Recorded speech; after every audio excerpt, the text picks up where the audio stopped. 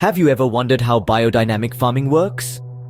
Perhaps you've heard of it, or maybe it's an entirely new concept. No matter your familiarity, today we delve into the intricate world of biodynamic farming. We start off with the principle of organic farming. Biodynamic farming is the epitome of organic practices, shunning synthetic chemicals and genetically modified organisms. It's all about keeping it pure and natural. Next, we have biodiversity. This principle encourages variety among crops and animals. This diversity creates a balanced ecosystem, reducing the need for external inputs and fostering resilience against pests and diseases. It's about creating a harmonious environment where nature thrives. Then, there's the art of composting.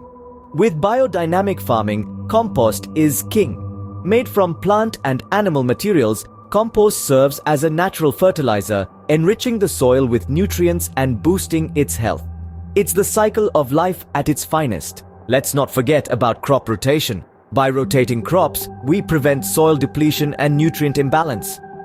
Plus, it's a natural way to reduce the risk of pests and diseases. One of the unique aspects of biodynamic farming is livestock integration. By incorporating animals into the farming system, we allow for natural nutrient cycling. Animals provide manure, which can be composted and used to fertilize crops. It's a symbiotic relationship that benefits everyone.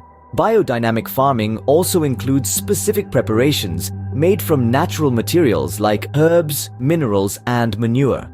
These preparations are used to enhance soil fertility and promote plant health.